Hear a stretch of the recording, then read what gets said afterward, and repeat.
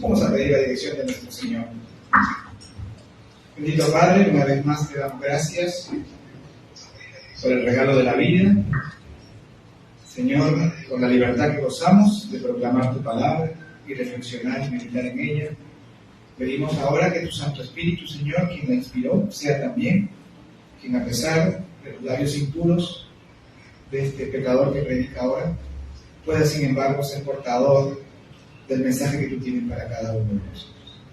Te lo rogamos siempre en el nombre bendito de tu Hijo Jesús, nuestro Señor. Amén. Amén. Queridos hermanos, como ustedes saben, todavía continuamos con nuestra serie de los pasajes privativos, es decir, los que solo se encuentran en el Evangelio de Mateo. Pero como también acostumbramos los primeros domingos del mes en el que celebramos además la Santa Cena del Señor, podemos tener la libertad de hacer un paréntesis a nuestra serie. Y lo hemos hecho ahora para leer este texto del Evangelio de Juan, que nos relata un momento particular en el que se produce un diálogo, yo diría más bien un debate entre el Señor Jesús y las autoridades judías.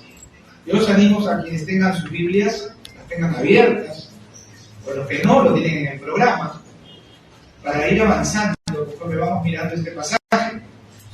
Y este debate se genera a raíz de un milagro de sanación que el Señor Jesús realizó en favor de un hombre que venía sufriendo una parálisis corporal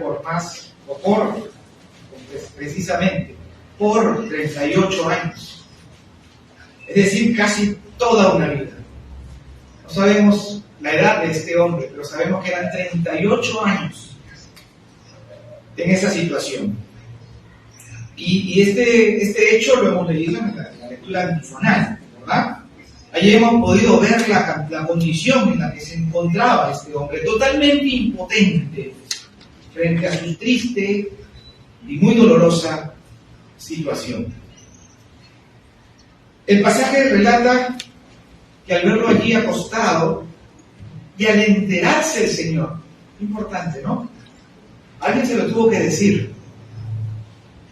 Y ese que se lo tuvo que decir tiene que haber estado interesado, preocupado por la salud y la condición de este hombre. Qué importante estar atentos a la necesidad de los demás. Cuando el Señor se entera que lleva tanto tiempo en ese estado, le pregunta si acaso éste quiere ser sano. Esta pregunta llama la atención. ¿Le llama la atención a ustedes? A mí sí. Porque este hombre yacía al borde del tanque precisamente porque buscaba ¿qué? Sanación. De manera que a primera vista la pregunta que hace el Señor parece obvia, incluso hasta innecesaria. Sin embargo, gracias a esta pregunta, el pasaje nos ofrece un diálogo que muestra muy claramente dos realidades. No vamos a profundizar ahora, porque nos toca ver el pasaje que sigue, los versículos que siguen. Pero nos muestra claramente dos realidades. Por un lado, la condición humana, con sus creencias incluidas. Él esperaba esto del ángel que movía y agitaba las aguas y demás. La condición humana con todos sus recursos que puede tener al alcance, que puede haber desarrollado según las épocas, pero igualmente siempre finitos, limitados e impotentes frente a ciertas circunstancias. Y por otro lado, otra realidad, la misericordia, el poder real y el poder absoluto de Dios. El hombre y todas sus circunstancias, Dios, la realidad de Dios. Y el texto relata que hasta entonces paralítico, después de 38 años de sufrir dicha enfermedad, recibe sanación. Y entonces procede conforme a las indicaciones que había recibido de este hombre, a quien no conocía, pero que tuvo el poder para sanarlo, poniéndolo en pie y ordenándole a llevar su camilla, esta sobre la que había reposado tantos años de dolor y sufrimiento. Y todo esto ocurre cuando, en un día de reposo, en el cual se tenía prohibido desarrollar cualquier tarea, sobre todo aquellas que impliquen un esfuerzo y un ejercicio físico.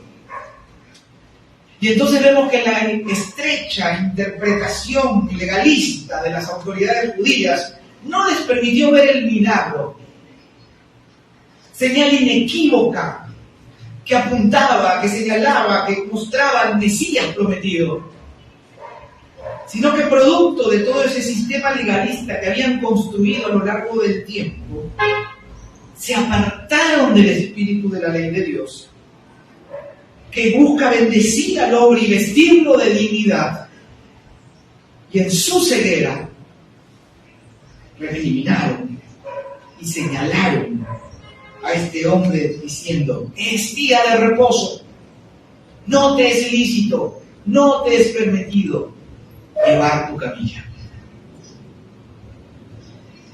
Y para enlazar esta parte del Evangelio que origina todo el debate que se extiende por los próximos versículos, ya con la reflexión más propiamente de los versículos que hoy nos tocan, veamos con detenimiento, hermanos, la respuesta de este hombre ante la advertencia que le hacen las autoridades judías. ¿Qué dice? El que me sanó. El que me sanó. Él mismo me dijo: toma tu lecho y anda. Esta respuesta revela lo que podemos considerar también, hermanos, como una primera respuesta de fe, aunque incipiente aún, porque como hemos visto, el milagro de sanación se produjo sin fe de por medio, ¿o sí? ¿No? Al menos no en Jesucristo, porque este hombre tenía más confianza en las creencias populares de entonces, y por eso andaba allí donde estaba, que en Jesús, a quien ni siquiera lograba reconocer, al menos no hasta ese momento. Cosa que nos dice que el poder no está en la fe, ni en el portador de la fe, sino en el sujeto de nuestra fe, en Dios, Dios en Cristo. Por esto es importante. Y lo que podemos ver aquí claramente es que el poder está en Dios, quien es soberano y actúa en nuestras vidas soberanamente, pero que sin embargo busca nuestra atención. Por eso, como dice un comentarista, esta no es la historia de un estanque, esta no es la historia de ángeles dando vueltas, ni siquiera la de un hombre que fue sanado. No, esta es la historia de Jesucristo, la bella historia en quien debe estar puesta nuestra esperanza, nuestra confianza, nuestra fe. Amén. Volviendo a la respuesta de este hombre, el que me sanó, ese mismo, me dijo: toma tu lecho y anda. Entendió que aquel que tenía poder para sanarlo, después de haber padecido por 38 años de su vida, tenía entonces la autoridad para ordenarle llevar su lecho, llevar su camino. Porque para cualquier judío del siglo I, hermano, un milagro no era sino obra de Dios. Obra de Dios. Quizás un hombre de nuestro tiempo pensaría en muchas causas distintas antes de pensar en la intervención de un ser divino, ¿no? Encontraríamos 1000 respuestas. Pero para un judío del primer siglo, un milagro no tenía más explicación que la obra de Dios. Sin embargo, las autoridades judías, los maestros de la ley que conocían las Escrituras y por lo tanto las profecías que habrían de mostrar al Mesías prometido, no son capaces de advertir, ni reparar, ni reconocer el milagro que se había producido y a quien éste señalaba: al Mesías que esperaban, que ellos esperaban. Contrariamente, en la estrechez de su mente y de su corazón, se enfocaron en cuestionar la autoridad ¿quién es este que les ha dicho, que te ha dicho, toma tu camilla y anda? ¿Quién es este? Y esta pregunta, ¿quién es? A mí me parece una muy buena pregunta. La mejor de las preguntas que puede hacerse un ser humano. Dios quiera que más gente en el mundo se pregunte, ¿quién es? Y como conversábamos ayer con el pastor Pedro, ojalá que el Señor nos trajera gente que nos preguntara, ¿quién es? ¿Quién es el que ofrece perdón de pecados? ¿Quién es el que murió para darnos vida? ¿Quién es el que transforma la existencia? ¿Quién es para adorarlo? Pero la pregunta de las autoridades judías no tenían ese propósito. Ellos buscaban un culpable. Ellos buscaban al que desafiaba su autoridad y sus leyes. Buscaban al que los había desafiado aún. Y cuando podían ver el milagro que mostraba la identidad de Jesús. Pero eso no importaba para ellos. Que un hombre haya vuelto a caminar, haya movilizado su cuerpo después de 38 años de parálisis, no era importante. Solo buscaban al que desafiaba su autoridad y su legalismo. ¿Quién es el que te dijo, toma tu lecho y anda? Finalmente lo encuentran. Y este encuentro permitirá al Señor hacer las revelaciones más extraordinarias que jamás hombre alguno haya hecho a lo largo de la historia de la humanidad. Sobre su identidad, sobre su misión, sobre su poder. Mi Padre hasta ahora trabaja y yo trabajo. Esa es la respuesta del Señor. Jesús muestra su identidad con Dios, a quien llama Padre, que no es, y les dice, que el trabajo de uno es el trabajo del otro. Y por hacerse igual a Dios, cosa que los judíos no aceptan, la Biblia dice, procuraban matarle. Entonces Jesús tiene aún más que decir en su defensa, que no es la defensa que tiene como propósito librar las consecuencias de sus afirmaciones, ni ser absuelto de la sentencia de muerte que para entonces los judíos ya habían determinado, sino la defensa de aquel que nos da la oportunidad de conocer la verdad para nuestra salvación, para nuestra bendición. De ese modo se inicia uno de los diálogos que ciertamente Juan acostumbra a presentarnos en su Evangelio, y que nos permite conocer a Jesús por la plenitud de sus revelaciones, que hace de sí mismo respecto a su identidad, a su naturaleza, a su misión. No hay duda, hermanos, que sus interlocutores entendieron sus afirmaciones más claramente incluso de lo que podemos nosotros entenderlo. Ahora, si no estudiáramos además las escrituras hebreas, es decir, el Antiguo Testamento, de nuestras Biblias, las cuales dan testimonio de Cristo, como el mismo Señor Jesús va a decir más adelante. Pero no únicamente se presenta como aquel que había de venir, como el Mesías prometido, sino que expresa de manera tácita su eternidad, su deidad.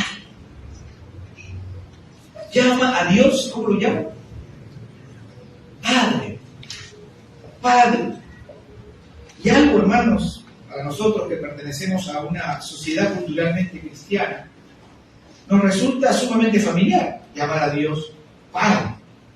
Pero no era así para los judíos, para quienes incluso esto podría constituir una blasfemia, porque llamar Padre a Dios implicaba hacerse igual a Él. Es por Jesucristo que nosotros somos hechos hijos de Dios. Y como Él nos enseña a orar, llamamos al Creador del universo Padre. El título de Hijo del Hombre que repetidamente usó Jesús para referirse a sí mismo, así como las prerrogativas que declaró tener respecto a su inigualable relación con Dios en primer lugar, pero también en su relación con los hombres.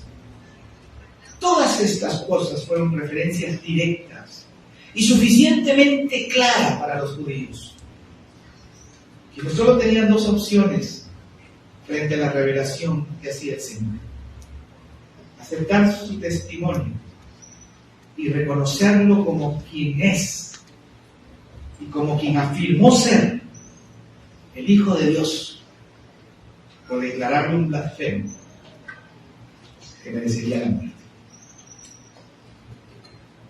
Vamos entonces a ver por partes estos versículos que registran este largo discurso del Señor Jesús, que en realidad se entiende hasta el final del capítulo 5, ¿no? Pero que nosotros veremos solo hasta el versículo 29.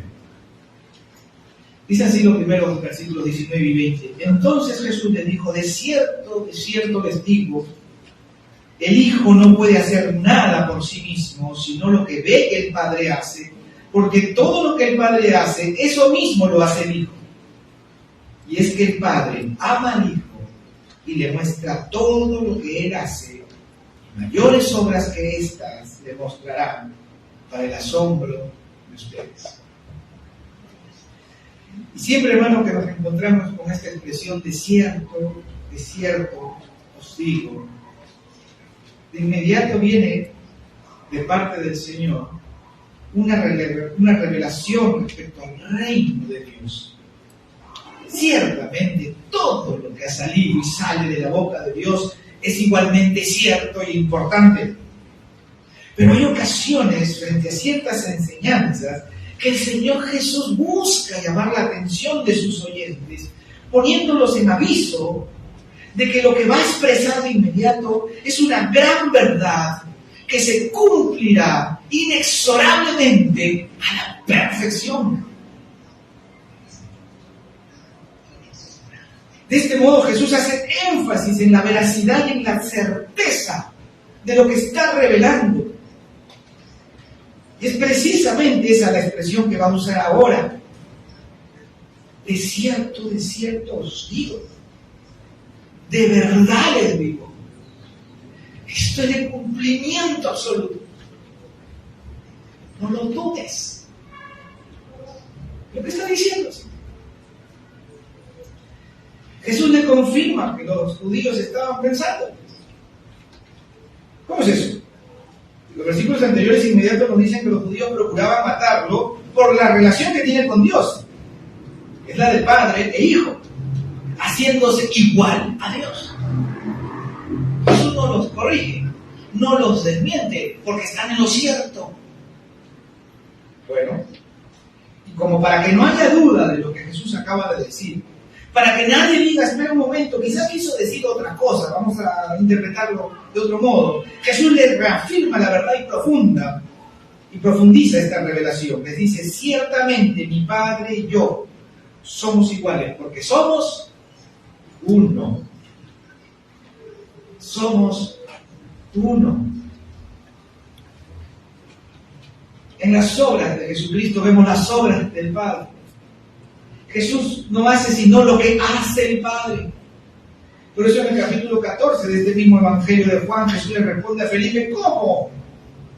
Cuando éste le pide: muéstranos al Padre. Tanto tiempo que estoy con ustedes, Felipe, y no me has conocido. ¿Quién me ha visto a mí? Ha visto al Padre. Esto mismo es lo que está diciendo. En mí pueden ver al Padre, porque yo hago las cosas que el Padre hace. En mí pueden conocer las obras de Dios, porque mis obras son las obras del Padre. Y esta dependencia y sujeción de Jesús a la voluntad del Padre no implica un poder por encima del otro, sino más bien la perfecta unidad, por cuanto había unidad en la voluntad, unidad en el pensamiento, unidad en el poder de hacer las mismas cosas, la perfecta unidad del amor, de absoluta transparencia, donde no hay nada oculto, y de obediencia en su ministerio terrenal. Y les dice que todo lo que ahora están viendo es solo el comienzo, que verán mucho más, con las consecuencias que esto significa. Recuerden que ya para entonces los judíos tenían determinado matar a Jesús, pero así se cumpliría la voluntad de Dios, porque no sería posible la salvación del pecador aparte de la cruz. La salvación pasa por la cruz. Con estas palabras de Jesús, el Evangelio de Juan empieza a describir la relación de Jesucristo con el Padre, que conforme vamos avanzando se hace todavía más revelador. 21 al 23. Porque así como el Padre levanta a los muertos y les da vida, así también el Hijo da vida al que Él quiere. Pues el Padre no juzga a nadie, sino que todo el juicio se lo ha dado al Hijo, para que todos honren al Hijo tal y como honran al Padre. El que no honra al Hijo, no honra al Padre que lo envió.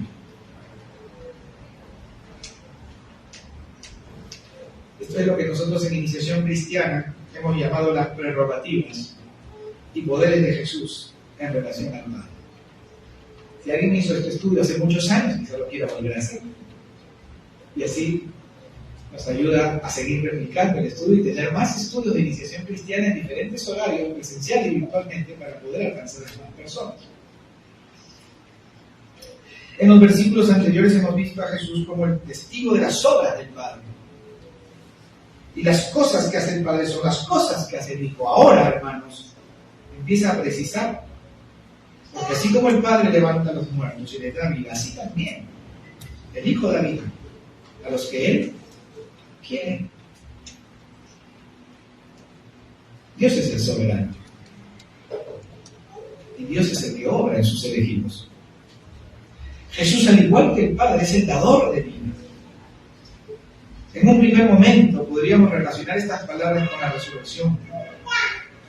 De hecho, la mayoría de los judíos creían y esperaban con esperanza la resurrección, pero aquí Jesús, hermanos, se está hablando de la vida espiritual, del nuevo nacimiento, de la que habló en su momento con Nicodemo. No habrá que esperar hasta la resurrección, porque podemos ser vivificados en el Espíritu a través de la fe en Jesucristo.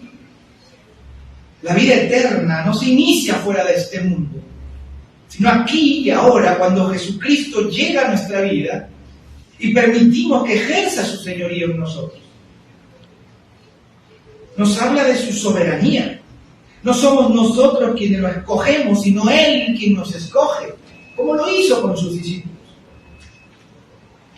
Y esta fue precisamente la experiencia de sus discípulos. Él es quien toma la iniciativa, Él es quien obra en nosotros, con nosotros y a pesar de nosotros. Sin embargo, esto no nos exime de responsabilidad. El Señor no obliga, no fuerza, Él llama y nosotros respondemos. Por eso, de inmediato habla del juicio. Jesús es quien da vida y es quien trae el juicio. Quien recibe a Jesucristo en su vida tiene la vida eterna. Quien lo rechaza ha sido ya condenado. De esto se habla cada vez menos, hermanos míos. Pero es una verdad que no se debe esconder. Dios es amor y ama la justicia. El Dios de amor es el Dios de justicia. Y es preciso predicar el Evangelio completo y no fraccionado. Jesús es el que da vida y es el juez. Una falsa piedad ha hecho hablar del Dios de amor, pero no del Dios santo. Santo, santo, plenamente santo. Cuando ponemos nuestra vida en sus manos, nacemos en el Espíritu por la fe en Jesucristo. Cuando estábamos muertos, dice el apóstol Pablo en Efesios. Pero el que está sin Cristo, el que rechaza su ofrecimiento de perdón y salvación, condenado está, bajo la ira de Dios, permanece. Hay registros de un rabino judío, esto se los he contado algo, es algo que he recogido. Quizás se acuerden de esto, a mí me llamó mucho la atención. Un rabino muy estimado, que habría sido incluso contemporáneo a los apóstoles del Señor, a quienes los judíos llamaban la antorcha de Israel. Estos son registros históricos. Los registros dicen que en su lecho de muerte este hombre lloró, y que lloró amargamente. Al ver a su maestro así, sus discípulos le preguntan la razón de su angustia, de su tristeza, de su temor. Y este hombre responde: ante mí se abren dos caminos. Uno que me lleva hacia el jardín del Edén y otro hacia el Gehenna. La palabra con la cual los judíos se referían a un mundo de castigo para los pecadores en la vida futura, que el Nuevo Testamento ha traducido como infierno. Ante la inminencia del juicio no tenía ninguna certeza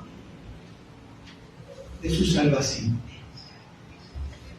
Él sabría que su humanidad caída estaría frente a Dios y no tenía esperanza, no tenía certeza, y por eso lo embriagó el temor, lo embargó el temor y la angustia. Cuando muere un papa, se oficia una misa muy especial por el alma del fallecido, desde la misma plaza de San Pedro, en el Vaticano. Y estas se replican en todas las parroquias del mundo, por el alma del Papa. Desde el Segundo Concilio Ecuménico en Florencia de 1439, se determina que si un creyente muere, pero sin haber hecho satisfacción por sus pecados, es decir, penitencia, entonces su alma tiene que ser purificada después de la muerte por los sufrimientos del purgatorio, y que para el alivio de estos sufrimientos se deben ofrecer sufragios, esto es, celebrar misas por el muerto, orar por su alma, entregar limosnas y toda clase de obras piadosas que puedan ser ofrecidos para el beneficio espiritual de aquel que ha fallecido. Y todo eso porque no alcanzan a tener certeza de su salvación. Y esto equivale a decir certeza de los méritos de Jesucristo en la cruz del Calvario. ¿Qué esperaban? ¿Certeza en mí mismo? Certeza en los méritos en la cruz del Calvario. Porque la confianza está puesta en lo que hicieron, en lo que dejaron de hacer, en sus propias obras. Yo estuve en una ceremonia protocolar hace muy pocos días, y un religioso ofició un momento litúrgico en donde leyó las Escrituras y el Evangelio en el que la madre de los discípulos del Señor y trata de interceder para darle lugares privilegiados. Y claro, ese auditorio estaba poblado por gente muy importante del mundo diplomático, militar, empresarial, y el mensaje parecía ser muy apropiado, muy apropiado. Y entonces el religioso dice, un amigo le preguntó, que le estoy pidiendo a Dios sacarme la tinta, y él le dijo, ¿ya compraste el ticket? Y el amigo se quedó sorprendido porque no lo había comprado. Y entonces él hace la pregunta, ¿ya tenemos el ticket para el cielo? Y aunque a ustedes no les guste ese ejemplo, estaba bien dentro de todo el mensaje que había desarrollado, pero al llegar a ese momento dice, porque el ticket no se compra con dinero, con poder, con posición social, sino con buenas obras.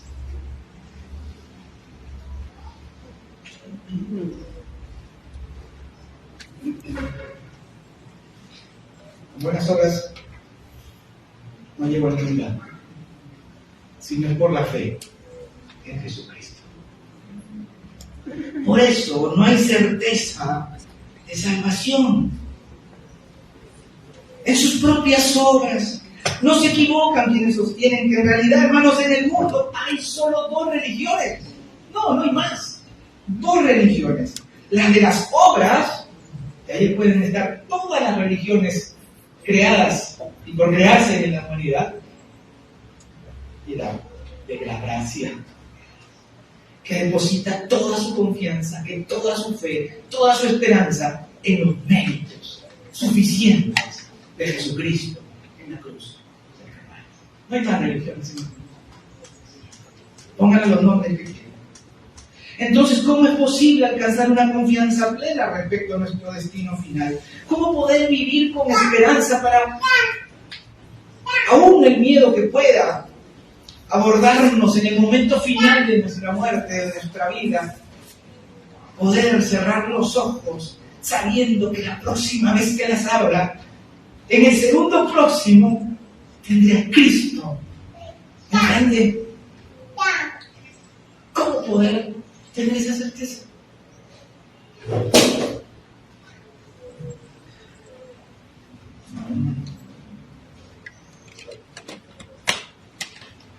De cierto os digo, versículo 24, el que oye mi palabra, ahora sí pónganle, completen el título, el que oye testimonios, el que oye cancioncitas emotivas, estribillos contagiosos, el que oye fantasías extraordinarias, eso dice, el que oye mis palabras, y el que cree en la fuerza de la mente, en el positivismo, míralo, visualízalo, decláralo y consíguelo. El que cree, determínalo, decláralo, ¿no? El que cree en el poder de qué, de quién, y el que cree en quién, al que me envió, pues. Tiene, ¿tendrá? Tiene, posiblemente tenga, tiene vida eterna y no vendrá a condenación, mas ha pasado, pasará, ha pasado de muerte a vida.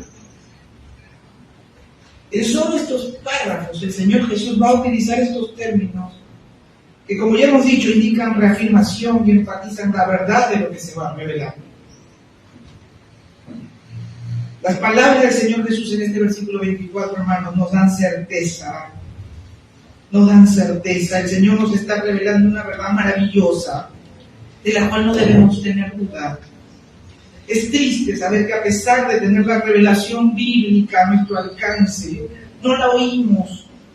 Y si la oímos, la rechazamos por nuestra incredulidad. Ponemos en duda la palabra del Señor. Así tratamos al Señor. Así lo ofendemos. Las palabras de Jesús son claras. De cierto os digo, esta es la más pura verdad. No debe haber duda en sus corazones respecto a lo que le voy a decir. El que oye mis palabras, el que crea que me envió, tiene vida eterna y no vendrá condenación, mas ha pasado de muerte a vida. Y el que oye y cree, tiene. Más bien, una vez más, no se trata de oír cualquier cosa. No se trata de creer algo por imposible que aparezca. No. Se trata de una realidad que el Señor nos ha revelado. Su palabra, su evangelio, Cristo, quien es la palabra encarnada. No se trata de una creencia tampoco. No se trata de una religión, de una iglesia. Es una persona. Es Cristo y sus méritos en la cruz. Y el problema de la incredulidad no solo tiene que ver con creer en Dios. Todo el mundo habla de Dios. ¿O acaso no? El problema real es creerle a Dios. Por eso a lo largo de este Evangelio de Juan, creer en las palabras de Jesucristo es una demanda. Y es una demanda constante, porque el que cree y oye, el que oye y cree, tiene. Y aquí vemos cómo el Señor sigue hablando en estos dos sentidos. Respecto a la vida venidera, pero al mismo tiempo de la vida aquí y ahora. No habla en futuro, habla en presente. La vida eterna entonces no empieza después de la muerte, ni se inicia con el día postrero. La vida eterna empieza aquí y ahora, cuando creo en Jesucristo. Amén. Versículo 25. Otra vez. Que el Señor conoce nuestro corazón. De cierto os digo. Es la tercera vez que la usa en este párrafo. Viene la hora. Y ahora es que los muertos oirán la voz del Hijo de Dios. Y los que la creyeren vivirán. Pareciera que todos estamos vivos, hermano. La humanidad ciertamente es bullanguera, lo hemos dicho siempre. El mundo es bullanguero. Pero la gente dice sentirse viva cuando experimenta sensaciones, cuando autosatisface sus propios deleites. Aman la vida cuando viven esas experiencias. Todo esto nos dice que en cierto sentido estamos vivos, naturalmente, biológicamente, pero por la palabra de Dios sabemos que sin Cristo estamos muertos y que no veremos el reino de Dios sin el nuevo nacimiento. Si no somos vivificados por el Espíritu Santo, por medio de la fe en nuestro Señor Jesucristo, por quien empezamos a conocer realmente la vida que Dios nos da, la vida en abundancia, y empezamos a gozar realmente de ella, porque no está más sujeto a las cosas de este mundo ni de este tiempo. Versículo 26 al 29, porque como el Padre tiene vida en sí mismo, así también ha dado al Hijo el tener vida en sí mismo, y también le dio autoridad de hacer juicio por cuanto es el Hijo del Hombre. No os maravilléis de esto, porque vendrá hora cuando todos los que están en los sepulcros oirán su voz, y los que hicieron lo bueno saldrán a resurrección de vida, mas los que hicieron lo malo a resurrección de condenación. Si hace un momento, hermanos, reparamos en las prerrogativas de Jesús respecto al Padre, ahora podemos ver las prerrogativas del Señor Jesús respecto al ser humano, respecto a la humanidad. Jesús es el Salvador. Jesús es el que redime. La salvación no viene por lo que hacemos o dejamos de hacer. No está en nuestras manos como en la religión de las obras. La salvación viene únicamente de Dios y de manera plena. El sacrificio de Jesucristo es perfecto, es completo, es suficiente. No hay nada que adicionar, pues todo ha sido hecho. Así fue manifestado por el Señor Padre, todo ha sido consumado. Todo ha sido hecho. No hay nada más, solo responder a su llamado fe. Y la salvación transforma la vida. Cristo transforma la vida. No somos salvos por obras, pero sí salvos para hacer las obras que a Dios agrada. Él es el Salvador. Jesús ha afirmado que no viene a juzgar a la humanidad sino a salvarla. No porque no haya juicio, sino porque el mundo ya está condenado. Esa es la situación del hombre, bajo la ira de Dios. Por la que la humanidad ha pecado contra Dios y está muerta en sus delitos, pecados y transgresiones. Mas Jesús ha venido para darnos vida por su palabra. El que la rechaza, bajo la ira de Dios, permanece. Por eso, hermanos míos, no hay tiempo que tenga. Cristo vuelve, no como un bebé, como rey, como Señor, como juez. No vendrá más como un cordero sacrificial. Viene ese juicio, a separar lo que es suyo.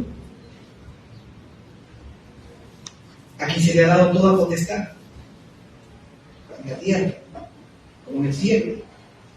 Y entonces vendrá la resurrección de los muertos. Ahora sí, en futuro, ¿se dan cuenta? Hace un momento hablaba de la vida espiritual, del nuevo nacimiento, de pasar de muerte a vida. Llega la hora y ya llegó, esta es la hora. Pero ahora habla en futuro, vendrá la hora. Porque vendrá ahora cuando todos los que están en los sepulcros oirán su voz.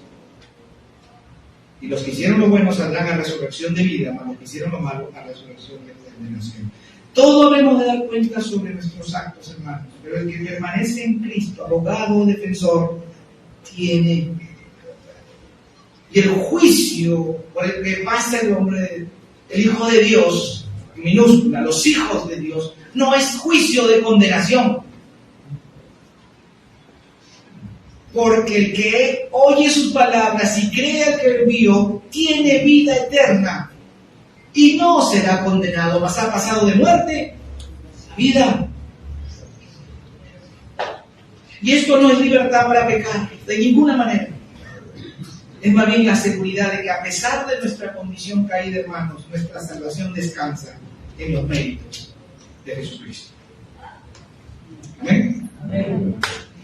Cuando esté, es que es difícil decir estas cosas sin emocionarse, pero cuando esté frente a la presencia de Dios, yo lo escribí ayer anoche, bueno, antes de ayer, esta última partecita,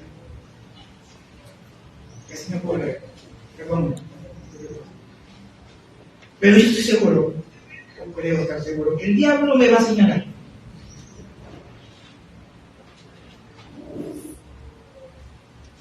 Creo que lo lee conmigo. Dice, este es un pecador, lo va a decir. Lo conozco. Conozco su necio corazón. Míralo. Cómo muere de vergüenza. Eso va a ser yo. Por sus pensamientos impuros. Por la maldad de sus actos. Pero el Señor dirá, Él me pertenece. Yo morí en la cruz por Él. Y mi sangre lo va a limpiar. ¿Ven? Estoy muy llorando últimamente, ¿no? Ya no debe tener la cruz. Esto mismo lo recuerda la Santa Cena. Que después somos invitados, hermanos. Que en la cruz del Calvario el justo fue hecho pecado. Su cuerpo molido y su sangre derramada, para que nosotros los pecadores seamos justificados y presentados ante sus ojos, limpios de toda mancha. Solo Cristo salva. Él es el camino. Él es la verdad. Él es la vida. Nosotros, hermanos, necesitamos responder a su llamado. Y no importa cuánto tiempo tengamos en la iglesia, porque creo que casi todos somos de casa. Aquí o donde quiera que hayamos congregado. Y quienes no, y puedan estar viéndonos, escuchando, sabemos que se juntan con nosotros los primeros domingos en Guacho, en Trujillo, aquí les abrazamos de aquí. Pero este puede ser el momento para decirle al Señor, soy un pecador, confío en los méritos de tu Hijo Jesús, pongo mi vida en sus manos, y eso me da la certeza de que cerraré mis ojos el día que me llegue, el día que Dios disponga, y los primeros segundos, milésimas de segundos, no lo sé, en que los vuelva a abrir, podré ver el rostro de Cristo para adorar eternamente. Amén. El Señor bendiga.